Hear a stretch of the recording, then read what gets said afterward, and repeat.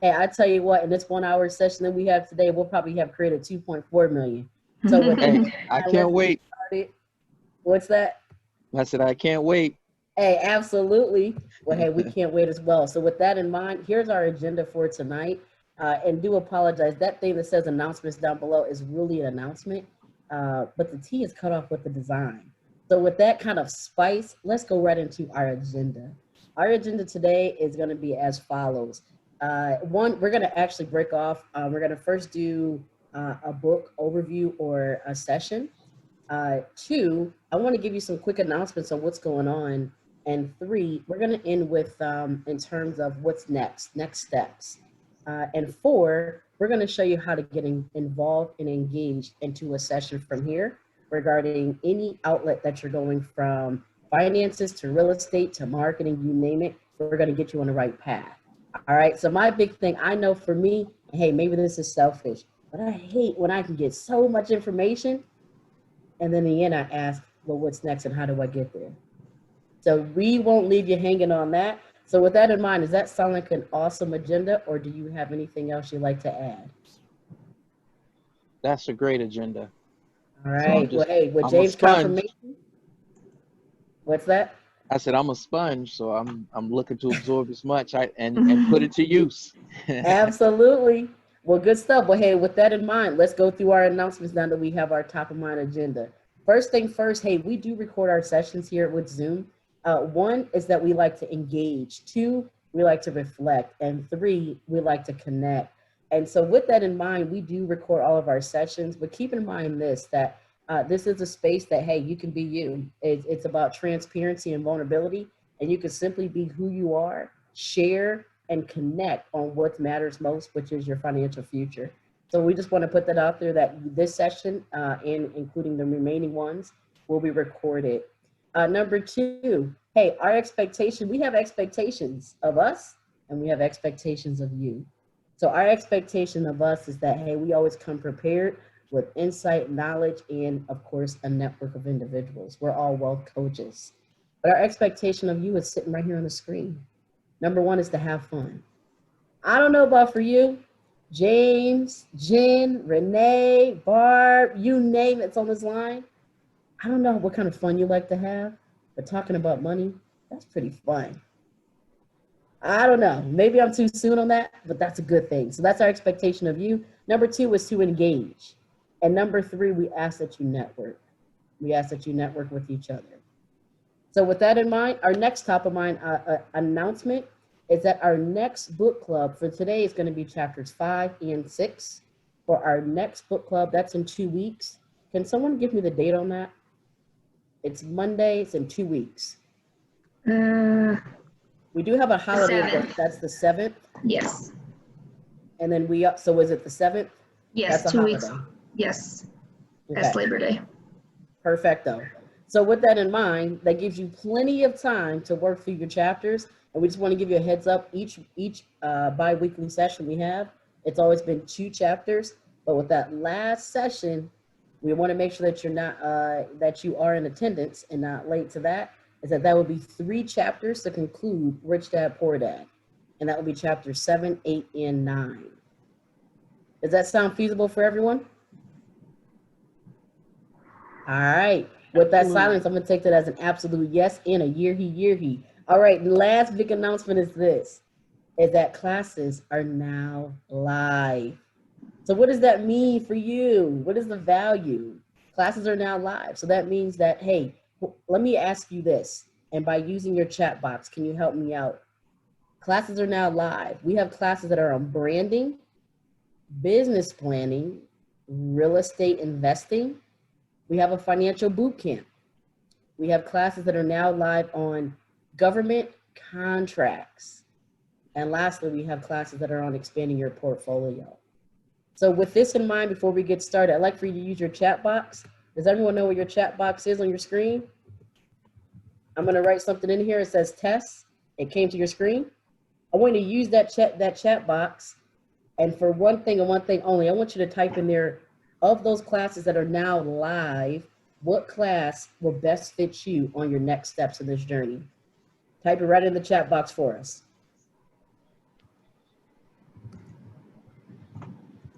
Ooh, let's see what these responses are. I need to know.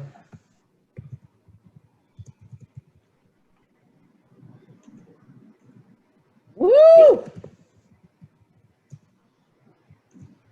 right, I'm seeing real estate up in here. All right, all right. Hey, but my response is about to come out right now. I need to know. All right, so Mike Jones in the house said he needs real estate. Oh, class is fire. You darn right it's on fire. Definitely real estate. Jim Black, I see you, girl. All right, real estate, real estate. Yes, yes, yes. Hey, that's 3 responses because I said real estate too. That class is about to be fired. All right, Mike, I see you. The last one is actually, I see one that says stocks. Ooh, James, you're looking to get into real estate too. I'm loving that. Woo! Let's go. And hey, I said stocks too because I need some help. So can we get some help up on that? Can I expand my portfolio? And I did say please. All right, on that too. Hey, so actually with that in mind too, one thing that we always do before we get started is we do collect a quick email from those that are new to the group. So James, I'm gonna write you a message and hey, if you can just respond back, let us know what your email is. And that way we can include you on future communications. All right, so with that in mind, any questions or thoughts or anything before we get started with our session for today? All right, you got it. Sounds like the #1 pick right now is real estate. So hey, let's deep dive. And thank you so much for your participation so far. James, I got your email as well, brother. Thank you. All right, let's get it going. Chapter 5. So chapter 5 is about the rich invent money. The rich invent money. So here's one of the major takeaways from this chapter, and we got some deep dive sections in this area. So #1, one of the major takeaways is inventing money means finding opportunities or deals that other people don't have the skills, knowledge, resources, or context for. It's pretty crazy. So there's 2 things in this chapter and many, many other things. I try to capture as much as I can because it was really juicy. 2 major things from this chapter. One is there's 2 types of investors. Does everyone remember this section here? Maybe, maybe not. All right, I don't see all the faces, but I can hear you. All right, 2 types of investors. There's many other things to talk about. 2 types. One is an investment, if you want to call it a portfolio, if you want to call it, or investment package, which is bought by people who will trust their money to a developer or fund manager. And this is the way that most people invest, such as buying shares of ETFs, putting money into a real estate crowdfunding venture. I don't know, how many of those do we have on the line? How many of those that invest in money with a fund manager? No one? All right. Our next big investor is a professional investor. These are those that look after their own investments. They research the market to find good deals that make best sense. Then they hire professionals to manage the daily oversight. They raise funds for investments. They work with other intelligent people, and they identify opportunities that other people have not found. How many of those investors do we have on the line? All right. I can't hear a thing. I don't know about for you, but I'm hearing my own self.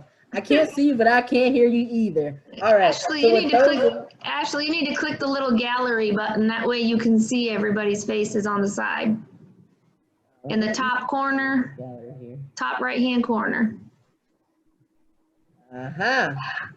You don't see it? There we go. Does it hide my screen? No, it just goes it gives a strip all the way on the right side with everybody's faces. Love it. I love this. All right. There we go. There we go. I can see you now. All right. Good stuff. So there's many other things to talk about in chapter 5. Let's be real. So #1, what was your major takeaway from chapter 5? What was your biggest takeaway from chapter 5? Mine was the real estate portion where, he talked about owner financing, and I was reading that, and the first thing I did is I was like, let me call Mike because I need a better. I was so excited last night for a deal that I'm currently working on, and that part had me all excited. So owner financing? Mm-hmm. Wow. All right. So this is good. All right. So one table topic, owner financing. So we're going to talk about the excitement behind that. What else stood out to you from chapter 5? And we'll get into these questions here. What else stood out for you?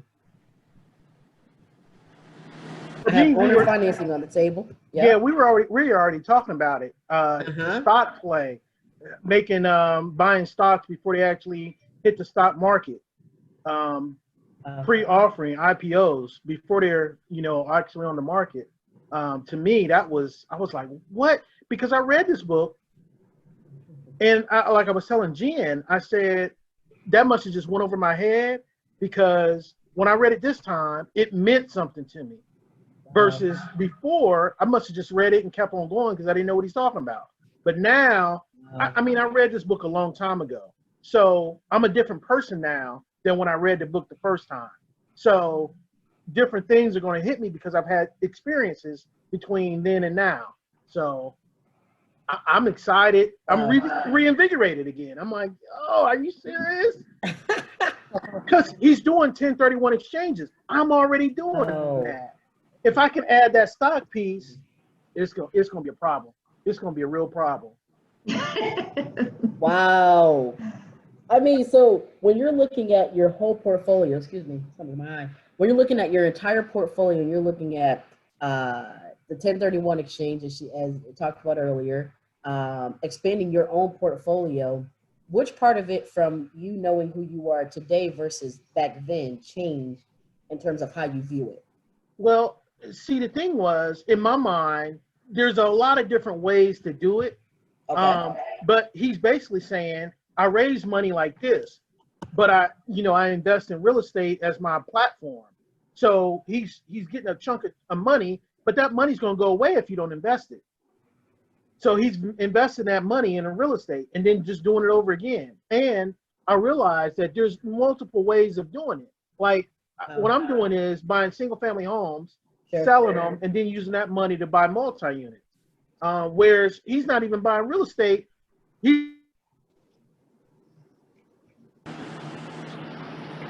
The big chunks of money, just like buying $1 stocks in the game, and then selling them for like 30 or 40 bucks, a piece. Like I do it in the game, but I'm not doing it in real life with the stocks. So, wow. It's very interesting to me. Excuse me, something's in my eye here. It's very interesting to me that the gap of even 5 years from now to where we were then, because we talked about at our last session, was what changed and why. That's big. What changed and why? Was it a change of perspective? Because like Rich Dad, he actually invested and went into the markets, such as with his jobs, to learn new valuable skills.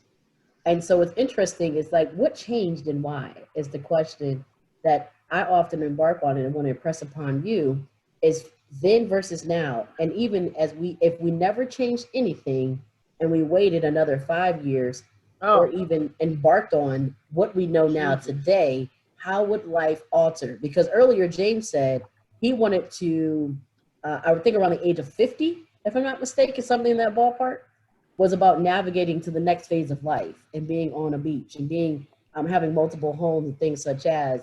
And so again, what changed and why? And if we take this information that we have today, how would life alter or change for you?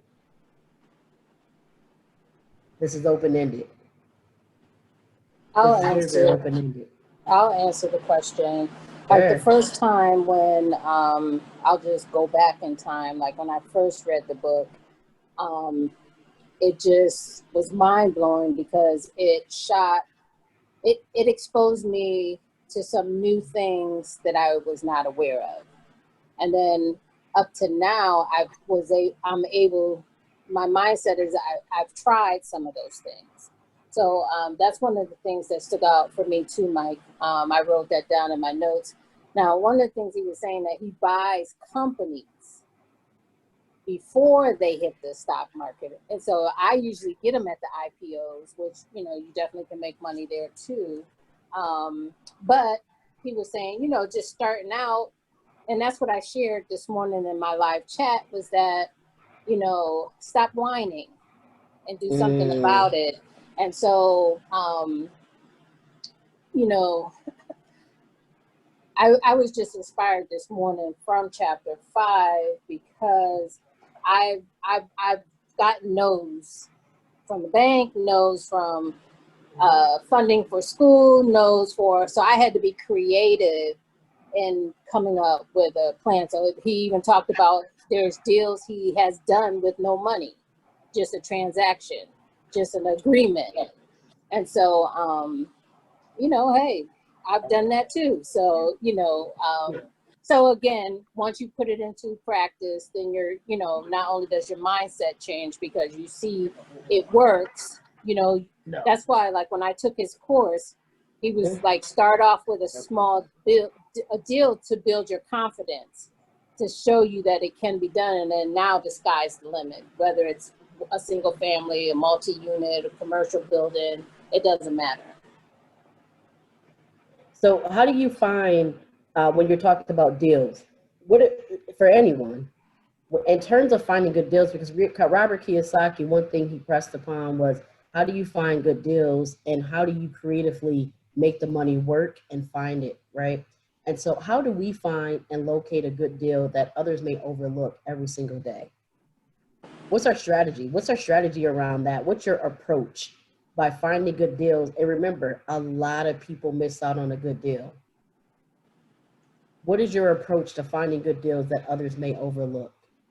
And how confident are you in recognizing an opportunity that sits in front of you? Well, I think it talks about financial literacy. You first invest in your education. And so there is formulas, there, you know, as long as the numbers work, you can find a good deal everywhere. And so, like now, you know, if the market does crash, they already have money set aside to take advantage of deals. So just knowing your season, knowing your market, knowing your prices, knowing your numbers, you can always find a good deal. This is awesome. So I would say, I want to chime in on that because I think, Renee, I love what you're talking about. I remember finding my first deal and I was like nervous, right? And I remember starting with my first somewhat career. And I was like, you know, why am I taking this job? Is it for money, right? Or is it to learn a new valuable skill? So at that time, I worked at the Boy Scouts of America. And at the Boy Scouts, it's interesting. I'm like, why am I taking this job? You know, I don't know what to do with this company. But I learned one valuable skill that has lended a lot of credibility today was raising money. And I remember I used to go and I would ask for $5 or something like that. And then $5 turned into $50. And then $50 turned into one of my biggest asks, which was $25,000. And then you know what's crazy? I learned this one valuable skill of raising money and kept doing it over and over and over. And so I think about that in terms of careers and jobs. What are we learning today and why? And secondly, how do we find a good deal? Finding my first deal, it was crazy. It's just, and I could see how the number one response of what everyone wants to embark on today is real estate. The market is high. The market is high, but there's still good deals. And so the thing is interesting is to go back into finding good deals, right?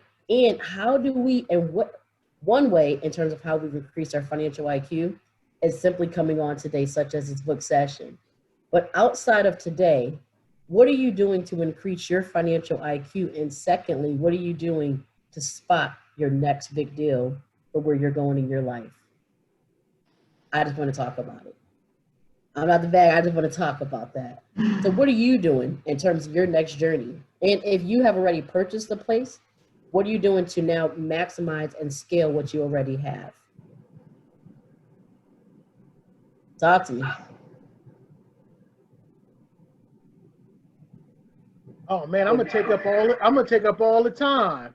I mean, talk to me. Talk to me. I mean, I can point some people out. So what are you doing to scale your company to the next level? And using Kiyosaki's approach, what are you doing and how did you spot how did you spot this deal, Mike?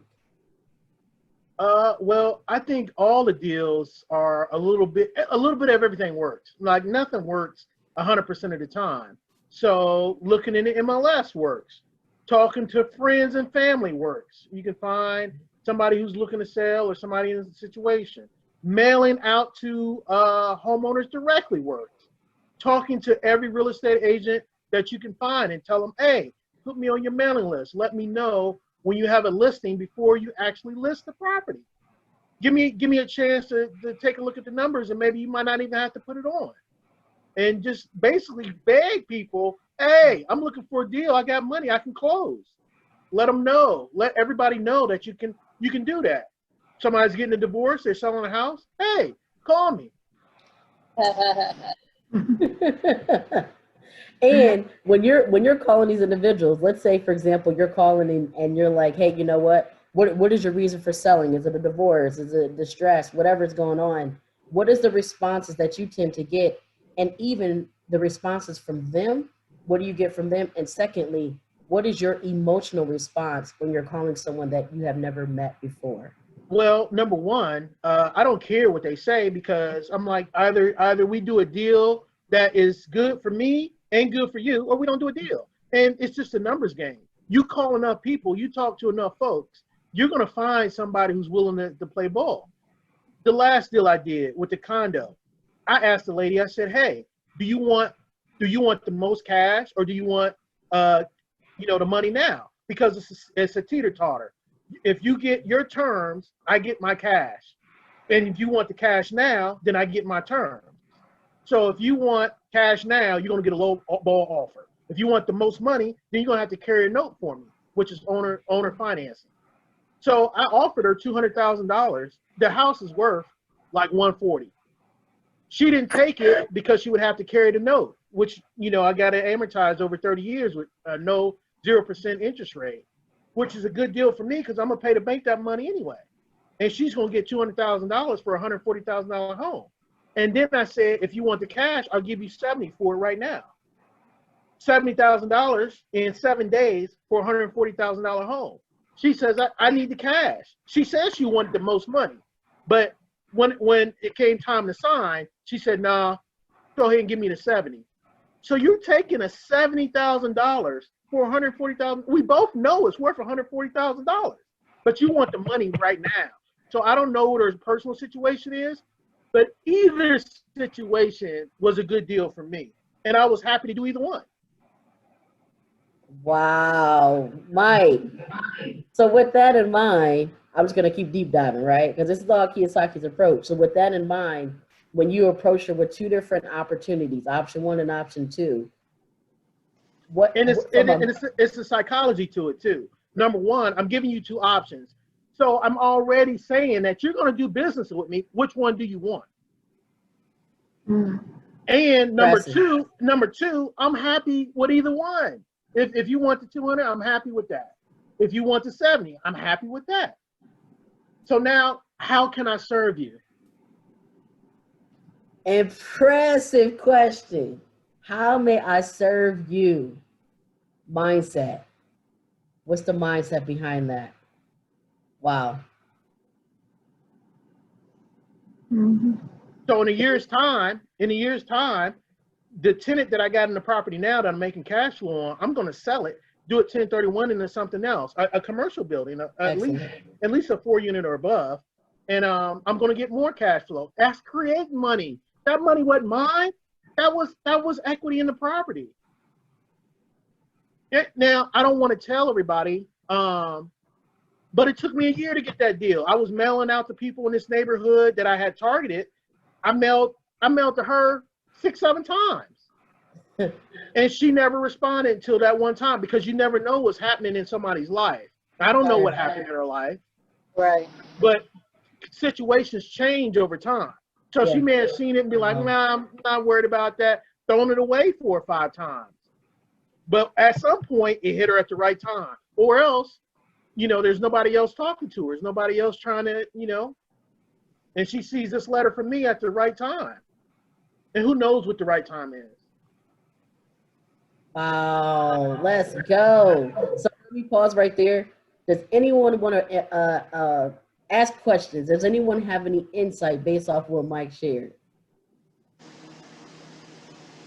Good stuff, man. Anyone want to chime in on that? I wanted to make one note off the book. Yep, Because absolutely. this was one of the things that touched me. Thank He you. says in chapter 5, investing is not buying, it's more a case of knowledge. So investing, that doesn't mean you always got to put money up. If I have knowledge and information on how to get the deal done, that means I might not have to put no money up. If they do owner financing, I'm getting the deal done without putting no money up. Most people think you have to have money to invest, but really it's knowledge. Right. And that's worth money, because you can do it over and over again. And I think just to piggyback off Mike, he's putting in the work with his system. You know what I'm saying? Most people, they'll try, they would have given up. He kept being persistent because he already knew the area he wanted. He knew the street. He had it narrowed down. And so he didn't give up, because you can talk to somebody and they're not ready to sell their house, haven't even thought about it. But when you ask, hey, are you selling? Now the thought is there. And so, but most people give up before they even get that far. Wow. Good stuff. I like what you're talking about. Renee, thank you for that insight. Mike, thank you for that insight. And everyone else, thank you for that insight. Anything else before we jump to chapter 6? This is good stuff.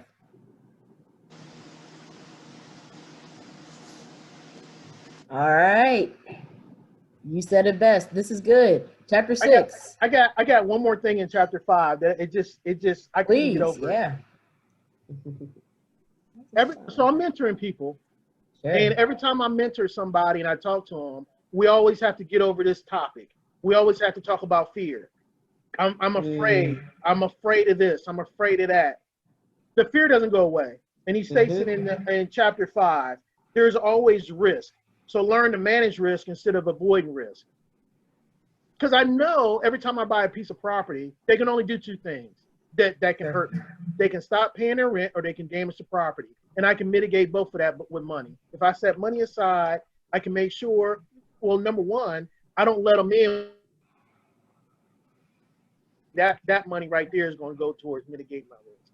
And also, I got other money set aside for them to act a fool. So if they mess up the property, or if they don't pay me, I know I can evict them, and I can use the money to fix up the property. So my level of fear, I still have level of fear today when I rent out property. But I already know if you don't act a certain way, I call it an act right deposit. The only way you're gonna get that money back on that security deposit is if you act right. And if you don't act right, you're not gonna get that money back. And I tell them that. This is powerful. I love it. I love it. The act right deposit. So if I don't sweep the floor, and if I leave nails up in the wall, and if I leave some poop on the carpet, that means that I get my security deposit back? If you do something that is egregious, if you do something like something that's on purpose, not normal wear and tear, oh, you're gonna feel it. You're not gonna get that money back. And I've learned that, when people say, oh, can I get a deal? Can I put down like $200 here and a little bit later? If you have a problem, then they don't care about that $200. Sure. I got $1,000 of your money. All of a sudden, you're gonna say, you know what? We can work this out. How can we work this out? Because you don't care about the $200. You care about that $1,000, getting that $1,000 back. Facts. Well, with that in mind, with that act right deposit, hey, looks like you better act right. And so that's good stuff. So with that in mind, chapter 6 is working to learn, or work to learn. Don't work for money. If that's the correct chapter, the specific title line. And so with that in mind, it reflects on a variety of things in terms of what are we working for? And that's my big question is, what are we working for? And I know we talked about it slightly a little bit ago, but at your current job, or if you're in a ministry, or if you're working for someone else, what are you working for? Let's hopefully talk about that. And secondly, what skills are you gaining in the process? I'll start with that question, and I want to hear from you. For me, what am I working for? Really, it was more so to get ahead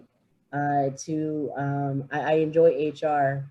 So for me, what skills that I'm learning is how do you automate information and how do you build better efficient systems. So that's for me, it's more, that's what I'm learning is how do you build efficiency? How do you build in something that's scalable? So if I were to ever, get out of the way, hey, Chris, that's a relationship guru. All right, too soon? All right, too soon. So with that in mind, it's learning new skills, learning how to get ahead, and by scaling what I do, creating a roadmap. And so most times in my profession, it's fast paced, it's healthcare, it's this and this and this. And I carry the same principles over into what I do in real estate. And so for me, that's why I work and that's what the skill sets that I'm gaining. What I would love to gain more of is administration. And so for those that are great administrators, that's an area that I would love to press upon and be your new best friend. So I want to learn that new, or not new, but I would like to grow in that area. That's, in terms of how do you work to learn or work to learn versus work to earn. That's an area that I'd like to press in more of. So now with that in mind, I've shared where I'm at and why I'm here in terms of the job setting. So let's hear from you. What are you gaining now from what you do? And secondly, what are some new skill sets that you're looking to grow or blossom from this point? I would Well, say, go ahead.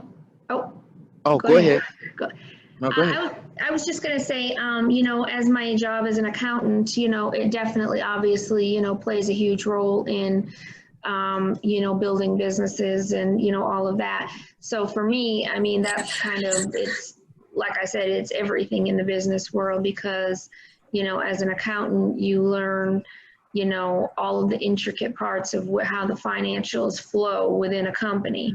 So how to best utilize your funds, how to balance, your like your payables, your receivables, all that kind of stuff. So you really kind of get that inside knowledge. And, when you learn how to read financial statements, all of that, that just becomes, imperative for anything you really do, whether you're looking at real estate, whether you're looking at, buying stocks, researching companies, and you want to study their financial statements. I mean, it's just, so it definitely, carries over. Wow, Jen, that's very advanced, and it's crazy because when I think about what you do, I'm like, wow, that's good stuff. Reading reports all day, I think my eyes would hurt, and I would wear these glasses a lot more often, right? And so, Jen, my thought with you is, what are some skills that you would like to learn more of, and based off of where you're at, and how can you lend that credibility in your outside life to get ahead financially? Well, it's interesting because like they were talking in chapter 6, he was talking about the interview that he did with the young lady that was a reporter, and she couldn't get any, she was an excellent writer. She was very, detailed, all of that, but she couldn't get anybody to buy her book. She couldn't, and he was trying to get her to take a sales, marketing type class. And honestly, that's where I, am lacking in. That's the kind of areas that I really need help in because I am that behind the scenes person. I'm kind of usually like I'm the analytical numbers, minute detail type person behind the operation. So I need to kind of come up more and be more comfortable being out in front, That's wonderful. Wow. I like what you're saying, Jen. Secondly, not that I'm just like on you, but this is good stuff and I'm loving it. What network or who can you tap into to gain these valuable skills? Or secondly, is there someone on the line that is an expertise, it has an expertise or a contact with sales and marketing? I'm just throwing it out there. Well, I mean, for what, as far as the, getting out there, I mean, we do have Javen as far as, the branding, that's his part. But then, I mean, basically, I mean, like you and Renee are both, you're the people that are more comfortable being, out there. So you guys are definitely, the people I look to for tips with that. And Renee is excellent at bringing people outside of their comfort zone. Absolutely. She pushes you out there. Oh, I love this. Yeah. I love this. So my challenge for you, Jen, as this section in chapter 6, is to apply and network with Renee or if it's Dave and myself or anyone Yep. to increase yourself in sales and marketing.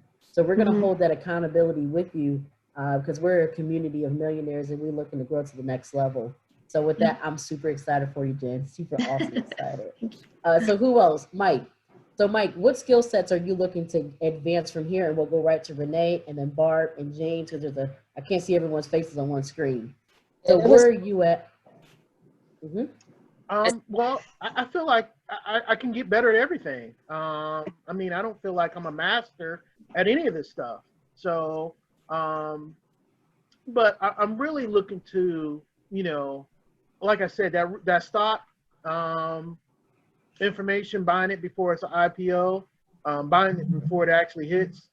Man, if I could figure out a way to put some money on that and make money doing that, right now, I mean, because I'm doing a rehab right now on a vacant unit. So, but like my free time, I'm trying to figure out how to do that because Nice. and it's a multiple different ways. Like me and Jen, we sell life insurance.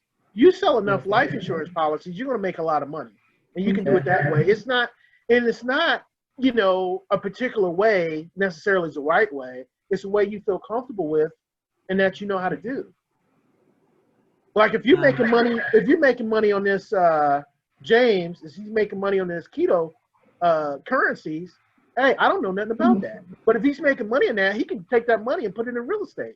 And that's what Kiyosaki's doing. Mm-hmm. Taking money from one place and investing it in real estate. Yeah. Wow, let's go. I'm loving that.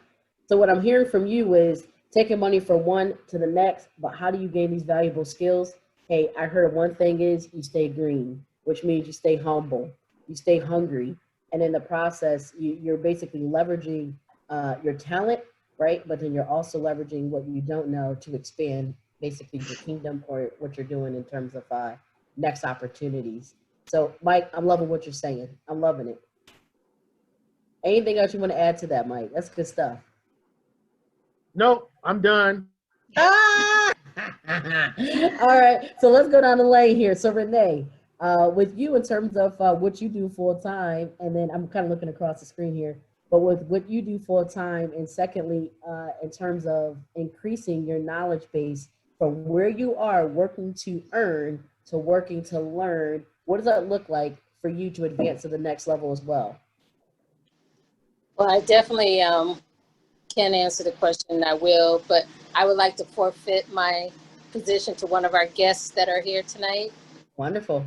So I think we got Tina. There's I don't know if I got everyone's name, but I think someone was trying to say something. And I think it was James. James, we're gonna work our way down here. Was it you, James?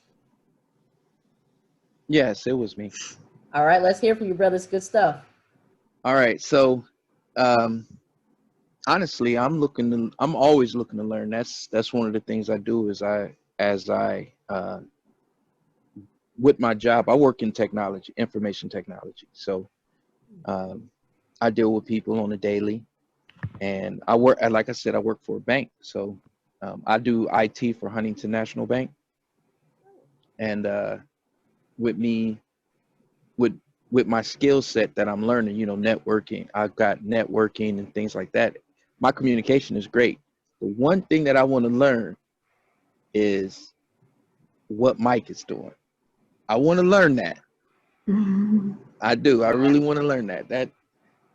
When I would sit down and talk to him, I'm like, man, this is amazing. Because, you know, he got some great ones. And that's one of the biggest things that I want to do. I do a lot of things. I work within the community. I teach martial arts. I do IT. So there's a lot. I've been sat in those closed door meetings where they've had millions of dollars just floating in the air. They're like, well, we got millions for this, we got millions for that. But awesome. Getting started and getting myself in motion is what I'm looking to do. That's my main objective, is to get into motion with what Mike is doing. Wow, that's good stuff, James. Thanks for sharing that. Thank you. And believe it or not, have you been on the website yet? TheKingdomHeirs.com? Yes. Yes. Awesome. I'm in there as Miko. You're Miko. I'm Okay, Miko. yep, Yeah. yep. Okay, all right. So with that in mind, either reach out directly to Mike or simply go on the kingdomheirs.com for anyone. Go on the kingdomheirs.com and James or otherwise on the website Miko is to click on his course and actually register today if you can. So this group is about accountability and next steps. And so I'm going to put that next step on you. And what are your thoughts? Does that sound feasible? That sounds great. Fantastic. You got it. All right. Classes are live. So James, we're super excited for you on your next journey and step and buying your next deal. All right. I'm looking forward to it too. Nice. I'm trying to learn that game right there. Excellent. Hey, and if it's tips 1s and 2s, tips like that, each of us have a one-on-one session, but Mike will be your go-to from here. It sounds like that will provide you your one-on-one support, and there are individual sessions like that on the kingdomheirs.com, or you can do the whole experience to get you a step-by-step guide, and you'll see that opportunity online as well. Okay. Okay. We're excited for you. Who else do we got on the line here tonight? Hey, well, with the last a bit of time we do have, it's about 6-minute countdown. And they say, hey, when you're having fun, time sure does fly. So with that in mind, we got a couple more guests that's on the line. And we want to expedite kind of where we are in this process and support each other in the journey. So who else do we have on the line? We have Barbara. And I see someone else here. It says Tina. T-E-N-A-G-E. Tina's. Tina's? Tina. Did you hear me? Oh yeah, I can. Yep, absolutely.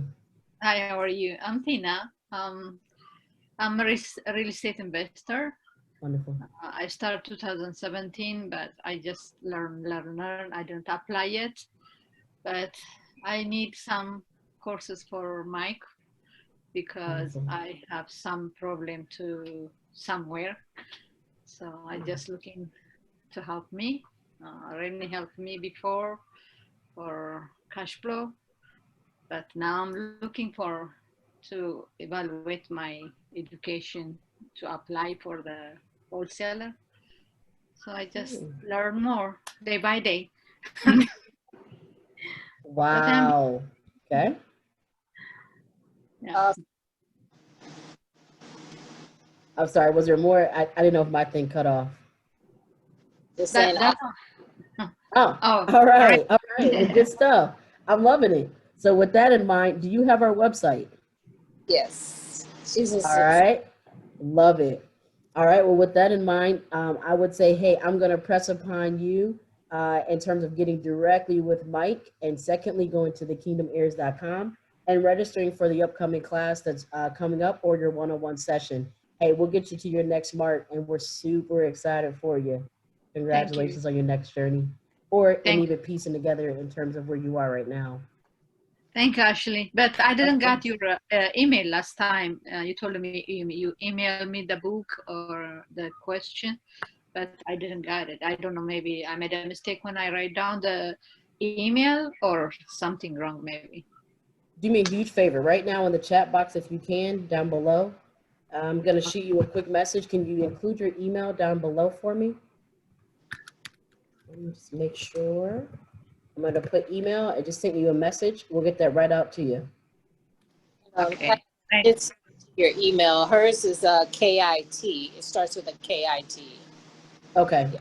It may be easier to put it in here and I'll do it all together. Okay. KITAW. Yeah, I already love it. Love it. Thank you so much. We'll certainly get you in the loop here. Thank you again. And is there anyone else? We got a 3-minute countdown. 3, 2, what? No. So we got 3 minutes left, and this is so good. I'm loving what I'm hearing. We didn't get it to some of the other pieces, but that's okay because we have chapters 7, 8, and 9, and we'll also do a recap on the 7th of September. So is there anyone else that would like to share? Barbara, I see that you're on the line as well. Let's hear from you, Barb. Can you hear me? Absolutely. Okay, great. Sorry, everyone. I've been driving this whole time, so that's why I'm not on video. Just wanted to say that Ashley's question of what am I working for? So I've been in the corporate world for 30 years, and just recently I realized that I don't want to do this anymore. So I want to do investing. So I guess Mike is the man tonight. So want to know more from Mike. And I loved what you said about the fear, because that is something that does stop me. But you broke it down so perfectly that there is no reason to have fear. You just have to plan for the fear. So love that. And I did read this book also a while ago. There's a couple people on this phone that I've known most of my life. And one person had me read the book, Renee, way back when. So love being on the phone, and looking forward to moving to the next level. Excellent. Hey, on that note, real quick, Yes. Barb, I don't know if you were on last week, or not last week's, but the week before our last meeting, but I just wanted to add to your comment about the fear. You know, I was kind of telling a little bit about the story with Mike. You know, Mike and I go way back, but he was the one that convinced me to buy my first rental. And, you know, we were just talking about it again the other day, just laughing, because I mean, I was kicking and screaming like, I'm not doing it, you know, so afraid to do it. And through that, I was able to, you know, I had the rental for 5 years. When I sold it, through the appreciation of it, I was able to pay off every bit of my debt except for my current mortgage. You know, that was credit cards, a new car that I had, everything. What was the number? What was the number? I had a gain of 50,000 on it. Woo! Right, great. And then plus the cash flow that I made, you know, every month, you know, for 5 years. Yeah, yeah, So, it's wonderful. Thank you. yeah. Let's go. So with that in mind, I love what we are talking about tonight. And I tell you what, it's 7:30 p.m. Eastern Standard Time. And so with that in mind, we want to, number one, respect your time. We want to respect you. But here are some next steps from this point. And number one, I do want to say I really appreciate everyone's insight, feedback, engagement tonight. This has been very fruitful for me, and I hope it was for you. And so from this point, we'd like to ask you, number one, is to visit thekingdomheirs.com, connect with your next wealth coach and get you on this journey. And number two, we're going to be back together. What date are we going to be back together? September 7th. Oh, man, good stuff. I am loving that. You're right on par. September 7th at 6:30 p.m. Eastern Standard Time, we'll be reading chapters 7, 8, and 9. And that is a holiday.